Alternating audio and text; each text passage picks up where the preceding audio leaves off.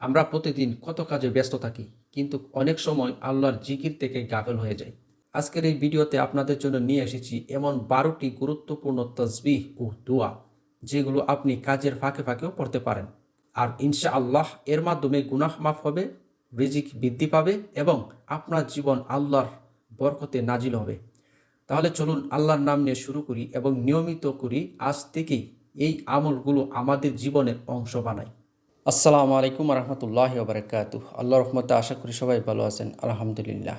সুস্থতা হলো আল্লাহ তালার কাছ থেকে পাওয়া আমাদের জন্য এক অন্যতম নিয়ামত। আজকে আমরা 12টি তসবি এবং দুয়া, তার অর্থ এবং আমাদের জন্য কি উপকারিতা, এই বিষয়গুলো আমি আপনাদের সাথে শেয়ার করব।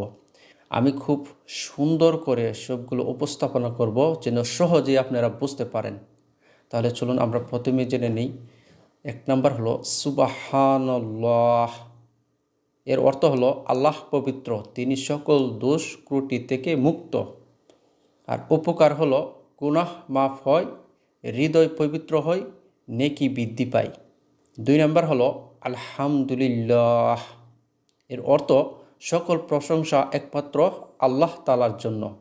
উপকার হচ্ছে রিজিক বৃদ্ধি, আল্লাহর সন্তুষ্টি লাভ, কৃতজ্ঞতা ও সোয়াব।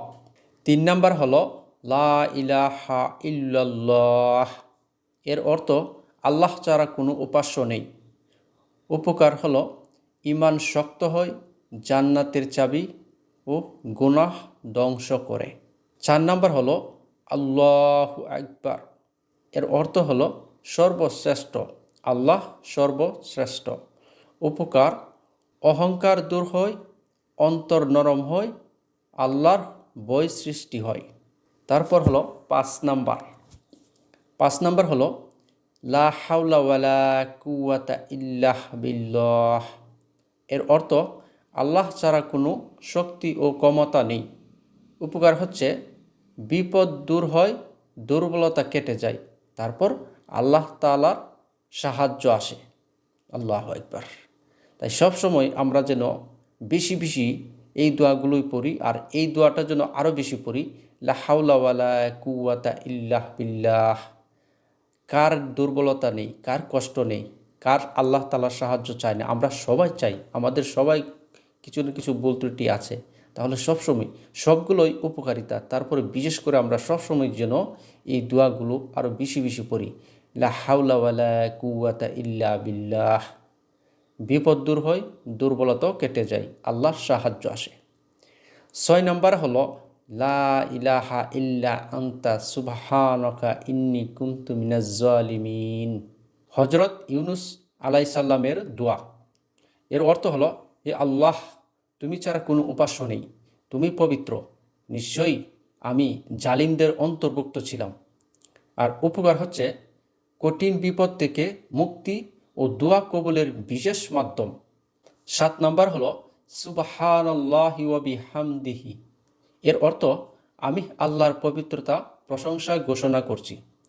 আর আমাদের জন্য উপকার হচ্ছে গাছের পাতা ঝড়ের মতো গুনাহ ঝরে যায়। তারপর 8 নম্বর হলো সুবহানাল্লাহিল আজিম। এর অর্থ মহান আল্লাহ পবিত্র। আর উপকার হচ্ছে বড় গুনাহ মাফ এবং মর্যাদা বৃদ্ধি।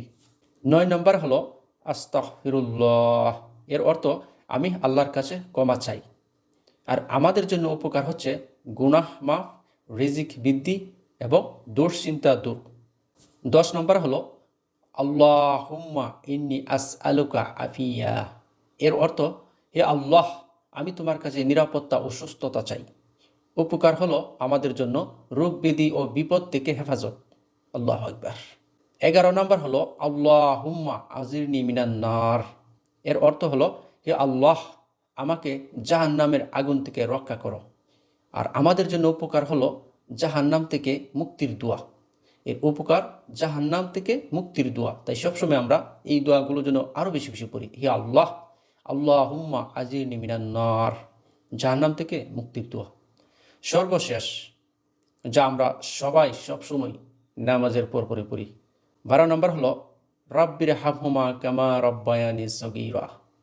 আর এর অর্থ আমরা সবাই জানি, তারপরও আবার সুন্দর করে যেন আমাদের মনে থাকে, আর নামাজের পরে পরে যেন আরও বেশি বেশি পড়ি।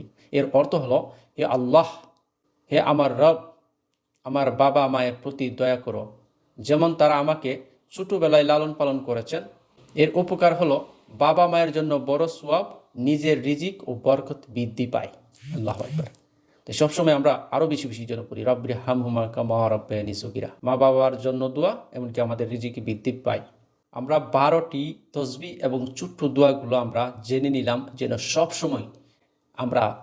সময় যেন আমরা পড়ি, আর তার মাধ্যমে আমাদের আমলগুলো বাড়ি হতে থাকবে। তাই আমাদের এই ছোট ছোট তসবিহ আর এই ছোট ছোট দোয়াগুলো আমাদের আমলের পাল্লাগুলো অনেক ভারী করে দিবে ইনশাআল্লাহ। তাই আমরা সবসময় যেন এই ছোট তসবিহগুলো সবসময় যেন পড়ি। যতই ব্যস্ত হোক, যতই কাজে হোক, কাজের ফাঁকে ফাঁকে আমরা এই তসবিহগুলো পড়ব, ছোট্ট ছোট্ট তসবিহগুলো। আর এই তসবিহগুলো আমাদের জন্য অনেক উপকার এবং আমাদের আমলের পাল্লাগুলো বাড়ি করবে।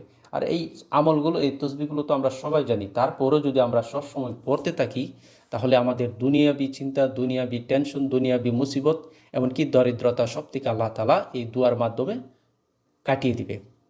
যেমন আমরা তো সবসময় বলি সুবহানাল্লাহ, আলহামদুলিল্লাহ, লা ইলাহা ইল্লাল্লাহ, আল্লাহু আকবার, লা হাওলা ওয়ালা কুওয়াতা ইল্লা বিল্লাহ, লা ইলাহা ইল্লা আনতা সুবহানাকা ইন্নী কুনতু মিনাজ জালিমিন, সুবহানাল্লাহ ওয়া বিহামদিহি, সুবহানাল্লাহিল আযীম, আস্তাগফিরুল্লাহ, আল্লাহুম্মা ইন্নী আসআলুকা আফিয়া, আল্লাহুম্মা আজিরনি মিনান নার, রব্বির হামহুমা কামা রব্বায়ানি সগীরা।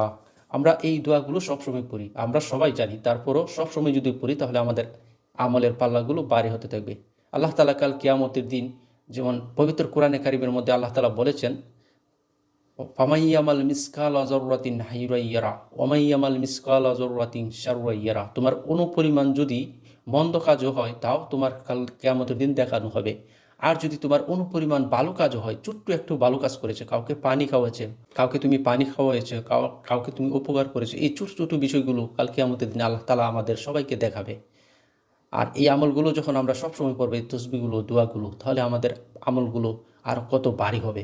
তাই তখন আমরা এই আমলগুলো যখন আল্লাহ তাআলা আমাদেরকে দেখাবে, তখন আমরা সেদিন আলহামদুলিল্লাহ, আল্লাহ তাআলার দয়া, ইনশাআল্লাহ আমরা জান্নাত লাভ করতে পারবো। আর আমরা সবাই যেন আল্লাহ তাআলার কাছ থেকে জান্নাতুল ফেরদৌস আশা করি ইনশাআল্লাহ। সে পর্যন্ত ভালো থাকুন, সুস্থ থাকুন। আল্লাহ তাআলা যেন আমাদেরকে বোঝার এবং শিকার, আমল করার তৌফিক দান করুক।